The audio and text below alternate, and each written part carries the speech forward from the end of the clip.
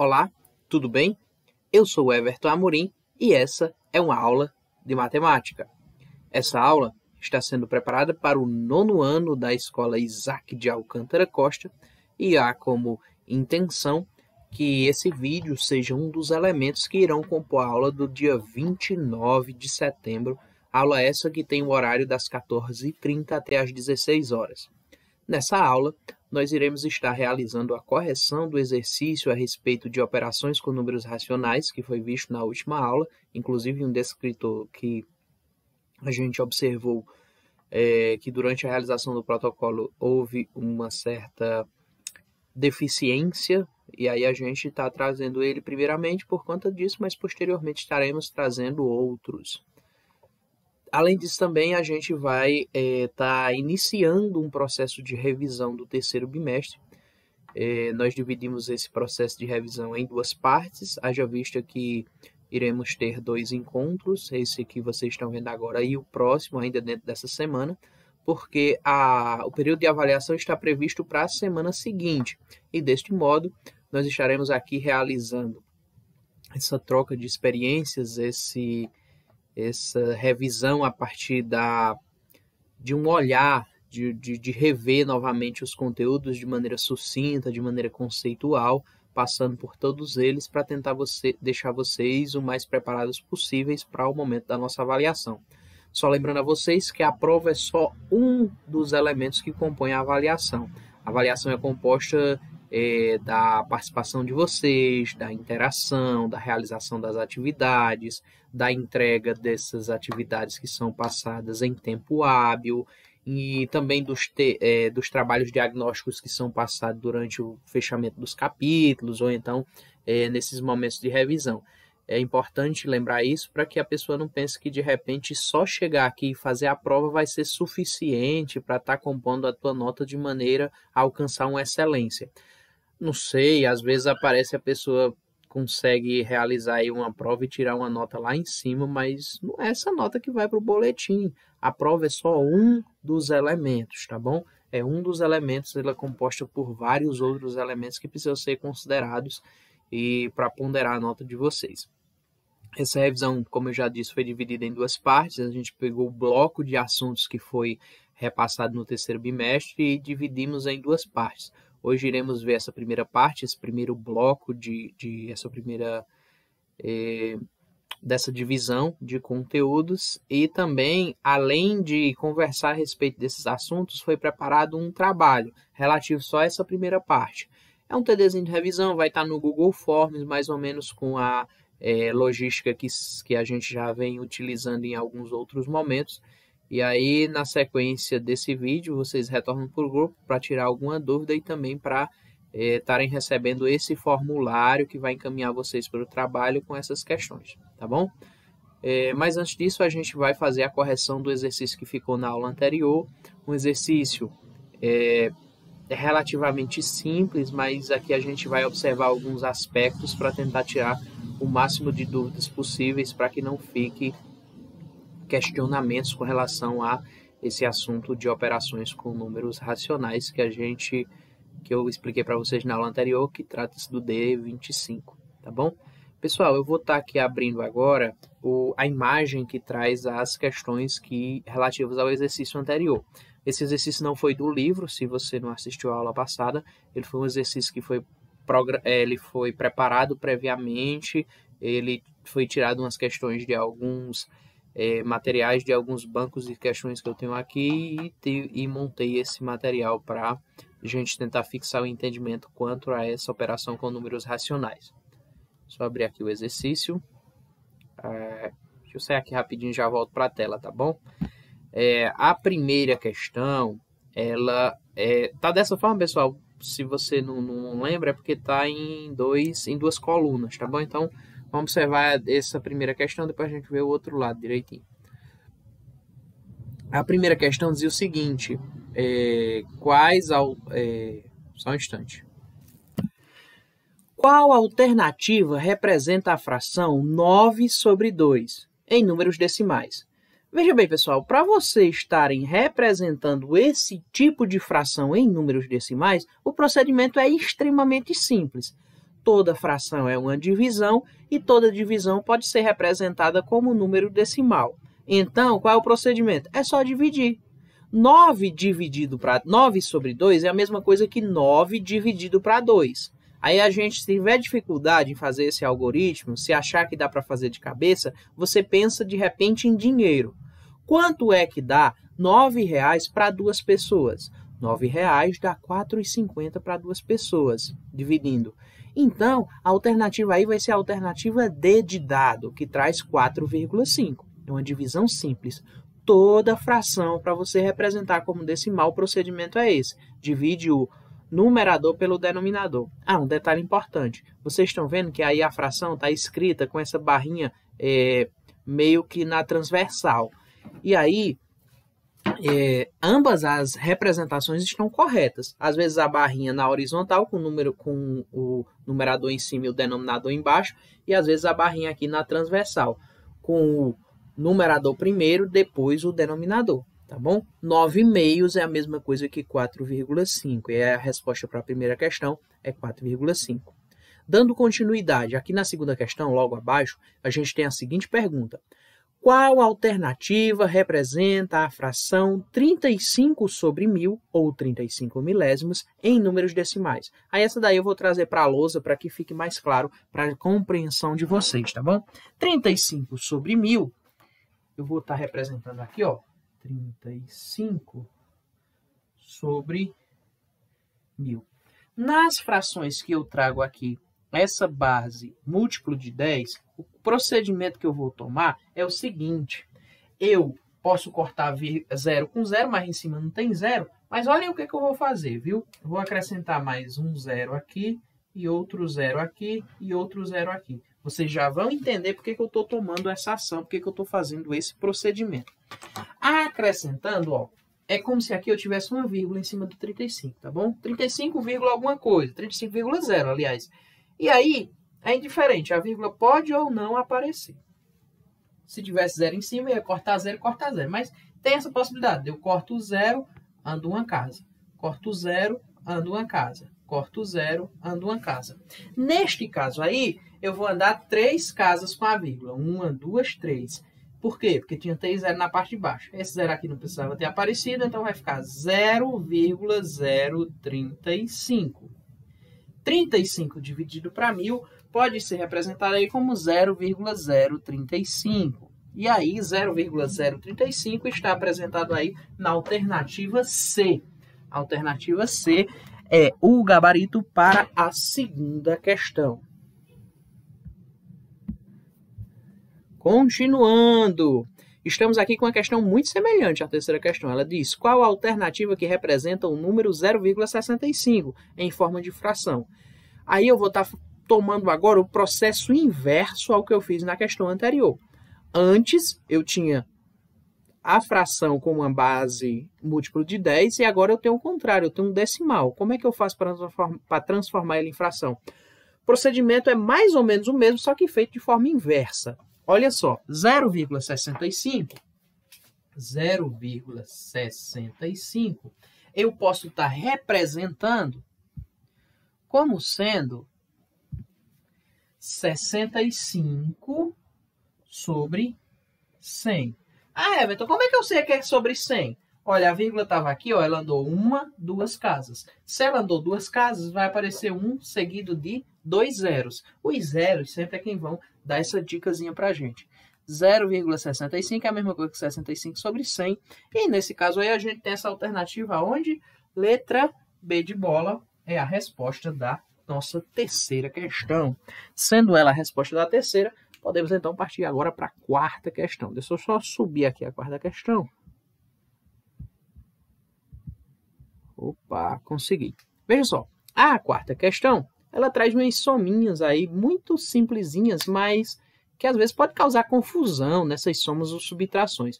O importante nesse caso é que você, ao montar o algoritmo da soma ou da subtração, observe a vírgula. E aí, no algoritmo da soma e subtração de números decimais, a vírgula precisa ficar embaixo da vírgula. E desta forma, vírgula embaixo de vírgula, eu consigo calcular com excelência. Se eu quiser também trabalhar com a ideia de dinheiro, Eu só preciso lembrar que no caso do dinheiro, o número vai ser representado aí com 2 casas decimais depois da vírgula. Ah, Everton, mas se tiver só um, o que é que eu faço para transformar em 2? Você acrescenta um zero. Vamos lá. Na letra A eu tenho 0,25 mais 1,25. Vamos pensar em dinheiro para facilitar aqui nossa soma. 0,25 pode ser escrito, eu posso representar como dinheiro, 0,25 de R$1 é a mesma coisa que 25 centavos, já que R$1 são 100 centavos. Então, aí eu posso estar dizendo que é 25 centavos mais R$1,25. Nesse caso dá 1,50. Posso colocar como sendo 1,50 ou simplesmente 1,5. Ambas as escritas estão corretas, porque o 0, depois do 5 aí no decimal, tanto faz. O número 1,5, o número 1,50, o número 1,500, o número 1,5 mil, todos esses representam a mesma quantidade. O acréscimo de zeros à direita depois da vírgula não altera o valor real deste número, tá bom? Letra B de bola, eu tenho aí 0,25 mais 2,5. Olha aqui o que eu falei ainda agorinha a respeito dessa questão de eu trabalhar na perspectiva de dinheiro. Se aí é 2,5, eu tenho que trabalhar com 2 casas decimais, já que no caso do dinheiro, eu trabalho com 100 centavos por real. Então, 2,5 não é R$2,05, tá bom? Ele é R$2,50. Seria R$2,05 quando, Everton? Seria R$2,05 se fosse 2,05, tá bom? Então, é 2,50. 2,50 mais 25 centavos dá 2,75. O resultado aí é 2,75. Letra C. 0,25 mais 3,7, ou 3,70, para facilitar o nosso cálculo. 0,25 mais 3,70 vai dar, então, aí 3,95, ok? Estou fazendo aqui de cabeça porque são cálculos relativamente simples, tá bom? Continuando. Letra D de dado. 0,25 mais 6,2, ou 6,20. 0,25 mais 6,2 dá, então, aí 6,45. Letra E, 0,3 ou 0,30 mais 1,25. 0,3 mais 1,25 dá igual a 0,55. Letra F, 0,3 mais 2,5. 0,3 mais 2,5 é a mesma coisa que 2,8 ou 2,80. Tanto faz, ambos estão corretos. Letra G, vai dar aí 0,3 mais 3,7 dá exatamente 4. Letra H, 0,3 mais 6,2 dá 6,5. Tranquilo? Qualquer dúvida a respeito das questões que eu estou relatando aqui, você vai tomando nota e no retorno ao grupo de WhatsApp a gente tenta esclarecer da melhor forma possível. A quinta questão acaba que apresenta uma questão muito semelhante, porém aqui ela vai estar trabalhando com o algoritmo da subtração. E aí, algumas pessoas me perguntaram, Everton, mas vai dar muito resultado aí que é negativo. Sim, vai dar resultado negativo, viu? Por quê? Porque nesse caso aí a gente está tirando números maiores do que os que a gente já tinha. E aí o resultado é negativo. Por exemplo, 0,25 menos 1,25, o resultado vai ser menos 1. Por quê? Porque eu tinha 25, veja só, é como se eu tivesse 25 centavos e fosse comprar alguma coisa que custasse R$1,25. Eu só tinha 25 centavos, então só consegui pagar 25 centavos. Fiquei devendo R$1. Então, é menos 1, ok? Letra B, 0,25 menos 2,50. Ou 25 centavos menos 2,50. Mesmo raciocínio, fiquei devendo aí quanto? 2,25. Letra C, tinha 25 centavos, fui comprar uma coisa que custava 3,70. Fiquei devendo? Sim, você ficou devendo. Você ficou devendo aí 25 para 70... Se fosse 30, seria 40, 45, você ficou devendo 3,45. Então, menos 3,45. Letra D, 0,25 menos 6,2. Vai dar, então, aí 5,95. Letra E, 0,3 menos 1,25. Vai dar, então, aí 0,95. 0,3 menos 2,5 vai dar aí, então,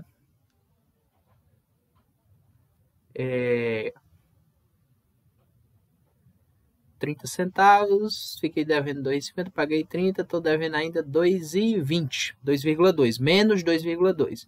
Letra G, 0,3 menos 3,7 vai dar menos 3,4. E letra H, para finalizar aí nossa questão, 0,3 menos 6,2 vai dar 5,9. Ok? Tranquilo? Qualquer dúvida, Everton, você fez tudo de cabeça, eu não consigo fazer de cabeça. É só montar o algoritmozinho, vírgula abaixo de vírgula, e o procedimento é normal, tranquilo. Se pensar em dinheiro, às vezes vai facilitar o teu entendimento com relação a essa questão número 4 e também essa questão número 5. Vou só tentar chegar aqui na sexta questão agora. Ficou uma tela escura aqui à esquerda, mas já eu tiro. Sexta questão. Assinale a alternativa que corresponde à adição de 4 sobre 7 mais 2 sobre 7. Pessoal, frações de bases iguais. Na adição e subtração de frações de bases iguais, eu repito a base. A base que eu estou chamando é a parte de baixo, o denominador, tá bom? Repito o denominador, vai continuar sendo denominador 7, e aí somo os numeradores. 4 mais 2 é igual a 6. Tem 6 sobre 7, ou 6 sétimos aí nas alternativas. 6 sétimos está apresentado na alternativa número D. E aí responde a sexta questão. Sétima questão. Qual alternativa representa a subtração 8 nonos menos 6 nonos? Mesmo procedimento. Aqui é uma subtração de potências de denominadores iguais. Repito o denominador e subtrai os numeradores. 8 menos 6 é 2. 2 nonos está na letra B. Um detalhe importante. Só funciona se os denominadores forem iguais. Na soma e na subtração, para eu fazer dessa forma, os denominadores têm que ser iguais. Se eles forem diferentes, aí eu vou ter que encontrar denominadores equivalentes àqueles e aí equipará-los, colocar as parcelas da operação com denominadores iguais, tá bom? No caso da multiplicação e divisão, a regrinha é outra, mas em outro momento a gente conversa mais a respeito disso. Conversa não, relembra que vocês dominam isso com excelência, eu tenho certeza. Oitava questão para estar fechando, deixa eu ver se é a oitava. Sim, oitava questão para estar fechando esse exercíciozinho diz o seguinte. Associe as frações 3/2, 9/2 e 1/2 com as letras de acordo com a sua posição na reta numérica. Aí está aqui a letra A letra C e a letra B. Everton, como é que eu faço essa associação? A letra A aqui vai ser uma dessas 3 frações. A letra C vai ser uma das 3 e a letra D vai ser uma das 3. O que a questão está pedindo aqui que eu faça é eu saber qual é cada uma e encontrar ela dentro dessas alternativas, tá bom? Vamos lá. A letra A está entre o número 0 e 1, mais ou menos no meio. Então, suponhamos que aqui vai ser 0,5. Ou 1 inteiro dividido para 2, já que eu dividi no meio. Fração 1 inteiro dividido para 2, ou 0,5, essa daqui. Então, o A vai ser igual a 1/2. A igual a 1/2, Everton, só tem na letra A. Tá bom, se só tem na letra A, agora eu vou confirmar se o B e se o C está certo. O C está aqui entre 1 e 2. Vamos fazer isso aqui, ó. 3 dividido para 2 dá quanto? R$3 para 2 pessoas, 1,5. Dá para ver mais ou menos que aqui está na metade, aqui é 1,5 no caso do C. Na letra B, eu tenho então aí 4,5. E ali tem um 9 sobre 2. 9 sobre 2 é igual a B. Vamos lá. A, 1/2, B, 9 sobre 2, C, 3/2. Letra A é a correta aí das alternativas, tá bom? Dando continuidade agora, encerrando essa parte da correção do exercício, nós iremos ver essa primeira parte dos conteúdos que a gente dividiu, já falei para vocês inicialmente, e aí a gente vai analisar que parte é essa. Eu tenho aqui uma imagem, deixa eu só abrir para vocês. Quem quiser aí fazer a anotação, dá pausa no vídeo, anota direitinho quais são os conteúdos, viu? Já vou abrir a página do livro para dizer quais são as páginas.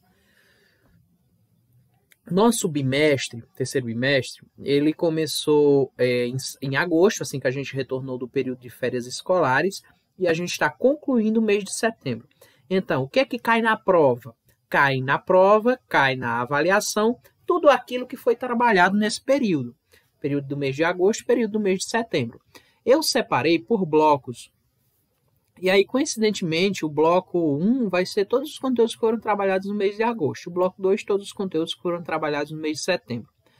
No mês de agosto, a gente iniciou conversando a respeito de resolução de equação do segundo grau no seu formato completo. Falamos um pouquinho a respeito de discriminante, forma fatorada de equação do segundo grau, resolução de problemas, equação. E aí a gente fez um trabalho de revisão para fechar essa parte de equação. E aqui uma observação bastante importante. A gente, durante o percurso, e eu acho que eu já falei isso nesse vídeo, não tenho certeza, já fez alguns momentos de revisão, com trabalho de revisão, com retomada de conteúdo. Então, essa não é a primeira vez que a gente está retornando no conteúdo, retomando o conteúdo para fechar, para concluir alguns entendimentos. É importante que vocês lembrem disso, porque primeira oportunidade, na apresentação do conteúdo. Segunda oportunidade, na correção dos exercícios. Terceira oportunidade, na retomada do conteúdo. Quarta oportunidade, na correção do TD de retomada do conteúdo, fechamento de capítulo. E aqui nós já estamos entrando numa quinta oportunidade de ver novamente esse conteúdo. Então, é a chance, é o momento, é agora que, se você ainda tiver alguma dúvida, que se tiver alguma coisa que ainda não ficou clara para você, vamos falar no grupo, vamos procurar o professor de forma individual, vamos tentar dar uma dica no professor para melhorar na hora da correção, para que a gente feche esse entendimento. Esse número de repetição, esse número de retomadas, ele não é comum. Não estou dizendo que eu não vou fazer, não estou dizendo que eu não esteja fazendo nas outras turmas, mas não é comum ir e vir no conteúdo tantas vezes. E vocês devem aproveitar para tentar compreender, para tentar fechar entendimentos com relação a esses assuntos, tá bom? E aí, quando foi fechado esse TD de revisão do fechamento de capítulo, a gente entrou no próximo capítulo, que é o capítulo que trata de função afim. Vimos a ideia de função, a noção de f de x, valor de uma função, representação gráfica e a função afim propriamente dita, tá bom? Aqui, e aí para não ser tão chato, tão repetitivo, eu vou fazer uma retomada, vou lá no livro agora fazer uma retomada geral com vocês, mostrando os principais aspectos, os principais conceitos desses assuntos até chegar nessa parte de função afim. E finalizando, a gente retorna para o grupo. Obviamente, agora presta bastante atenção, se ficou algum ponto que não compreendeu, leva lá para o grupo, anota no teu caderno, para poder a gente tentar sanar e conversar e esclarecer da melhor forma possível. Além disso, além dessa retomada também, a posterior a isso aqui, a gente vai estar realizando um TD, que pega principais questões aqui desses assuntos, que aí vai não só avaliar vocês, mas dar a oportunidade de vocês entenderem que assuntos caem na prova, relembrarem como trabalhar esses assuntos e aí também tirarem dúvidas, porque além de tudo ainda vai ser oportunizado na próxima aula a correção dessa primeira parte. Próxima aula, corrija a primeira parte e apresenta a segunda. Já a correção da segunda eu acho que não tem como a gente fazer, porque não temos mais outro encontro antes da prova, tá bom? Mas pelo menos a correção da primeira parte vocês vão ter acesso, e a segunda parte vocês têm acesso à parte conceitual e também às questões, ok? O livro de vocês, esse conteúdo de resolução de equação do segundo grau completo, ele começa na página 112. Então, se alguém quiser anotar, a página aí é a página 112. Que é essa página aqui que tem lá o nosso amigo a estátua aí em homenagem ao cara lá do Bexton, que deduziu essa fórmula e tudo mais. Na resolução por fatoração, a gente tem essa situaçãozinha aí que foi apresentada. Um detalhe, antes de continuar, vamos só lembrar aqui qual é a fórmula geral. A fórmula geral da equação do segundo grau no seu formato completo vai estar representada por ax ao quadrado mais bx mais c igual a zero. Fórmula importante para que a gente lembre e muito provavelmente vamos se utilizar. Essa é deixa eu só abrir aqui para vocês para ficar melhor. Essa é a representação geral. Além da representação geral, uma coisa que vai ser muito útil vai ser a resolução. Como é que eu resolvo? Eu resolvo aplicando isso aqui em Bhaskara. X vai ser igual a menos b, mais ou menos a raiz de b ao quadrado menos 4 vezes a vezes c, tudo isto dividido por 2a, tá bom? Isso aqui também eu posso representar como sendo a discriminante. Voltando para o livro. Lá no livro a gente começa falando a respeito da resolução por fatoração, que é quando eu vou fatorar essas equações e aí está resolvendo a partir então dessa fatoração. Nosso livro ele traz bastante exemplos e exploração de como fazer isso. A ideia lá do quadradinho do retângulo, quando a gente fez essa resolução. E aí aqui aparece a bonitinha da fórmula da resolução da equação de segundo grau. Eu acabei de pôr aqui na lousa. Que aí vai dizer para a gente, no final, isso aqui, ó. Extremamente importante que a gente observe. X é igual a menos b, mais ou menos a raiz de b ao quadrado, menos 4ac sobre 2a. Everton, onde é que eu aplico isso? Aplico isso aqui, ó, na minha fórmula geral. Então, é importante também que eu lembre, que eu entenda que eu preciso encaixar a minha equação de segundo grau nesse formato, com um número acompanhando x ao quadrado, com um número acompanhando x e com um termo independente, tudo isso igual a zero. Ah, mas se o número que acompanha x, ele foi igual a zero. Aí não precisa colocar, né? O b vai ser igual a zero, mas também dá para resolver aí colocando dentro da fórmula. E aí chegamos na nossa linda fórmula da resolução de equação de segundo grau, no seu formato ax ao quadrado mais bx, acabei de falar disso. Ponto importante, só lembrando, reforçando aqui para vocês, para alguns que se não lembrarem, a depender da equação eu vou ter dois resultados, às vezes iguais, às vezes distintos, ok? E aí fizemos um exercício que trazia aqui uma possibilidade de algumas continhas, de algumas equações, inclusive, outro ponto aqui interessante, importante para vocês, talvez seja útil para alguém.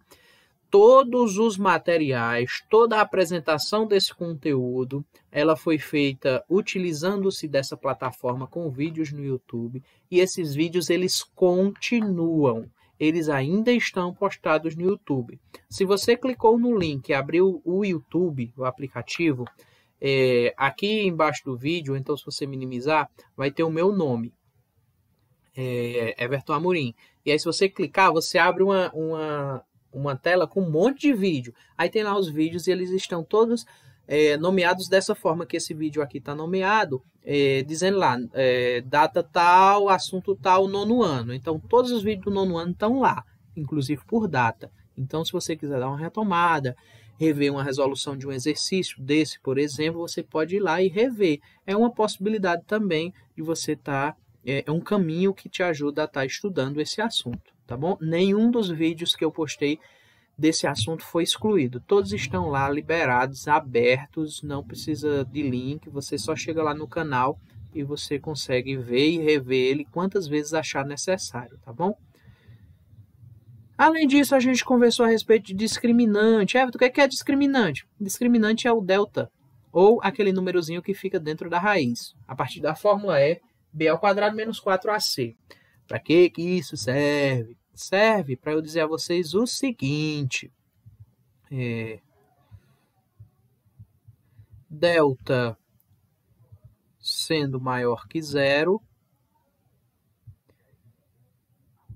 delta sendo igual a zero, então eu digo que o delta é nulo e o x1 vai ser igual ao x2. Ou seja, sempre que o delta for zero, sempre que aquele partezinho lá, o resultado for zero, as minhas raízes elas serão raízes iguais. Sempre que o delta for positivo, eu tenho raízes em reais, muito provavelmente raízes diferentes. E quando o delta for menor que zero, ou seja, negativo, aí eu não tenho raízes reais para esses números, tá bom? Fizemos um exercício a respeito, e aí vimos forma fatorada da equação do segundo grau.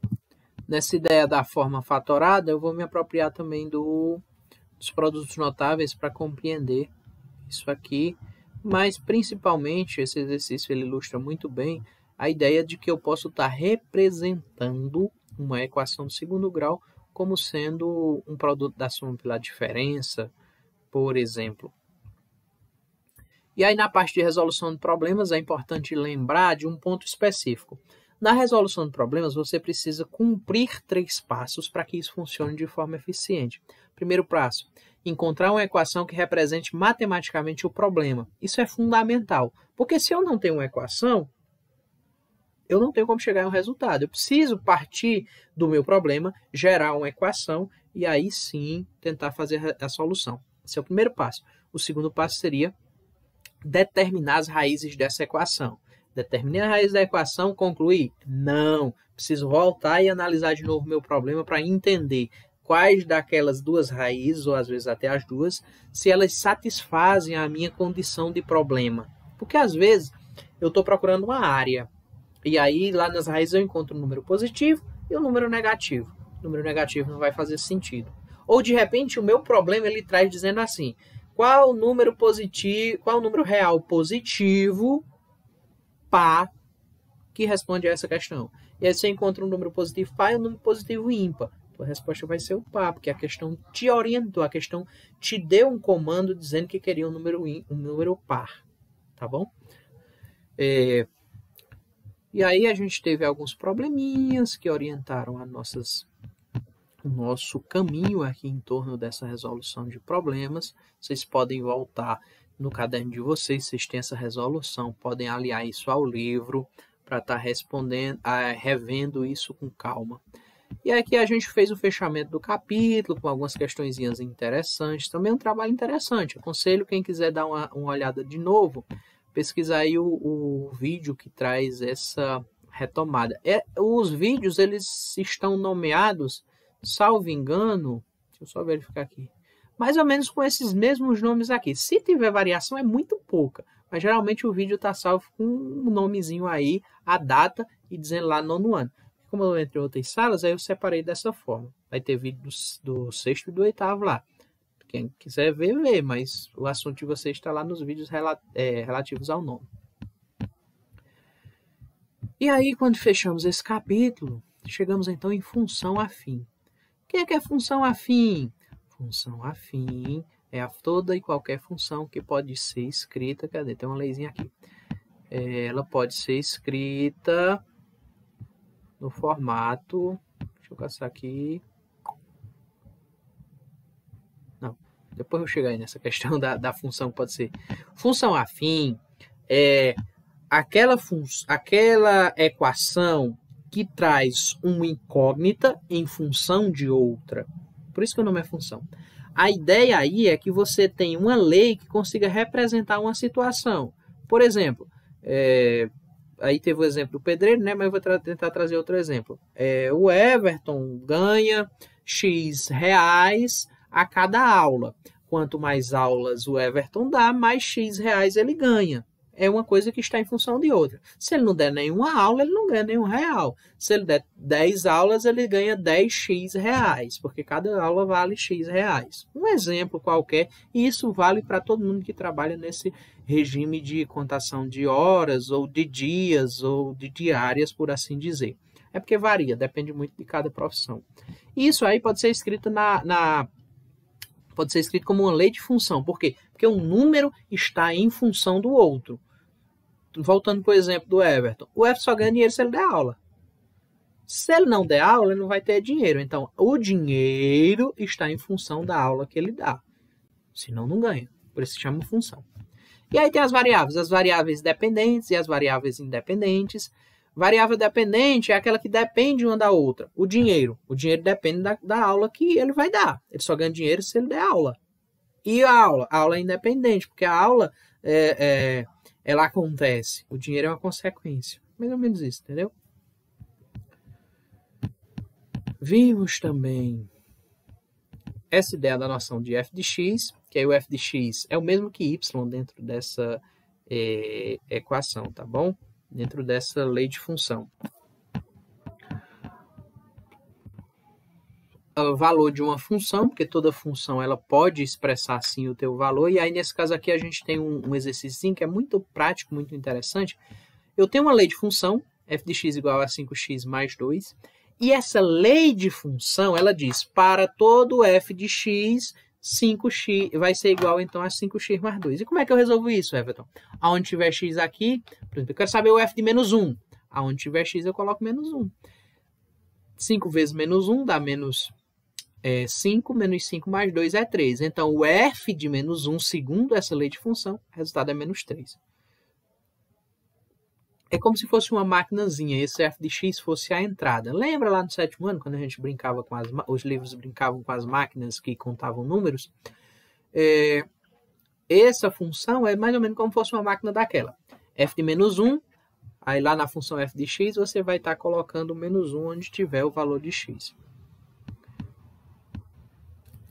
Além disso, é possível eu pegar uma função afim e está representando ela graficamente. Como assim, Everton?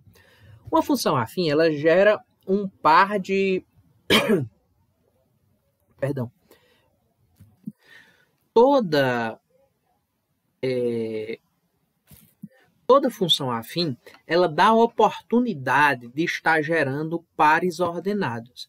E esses pares ordenados, aí colocados como x e y, podem ser colocados dentro de um plano cartesiano, dessa forma gerando um gráfico de função.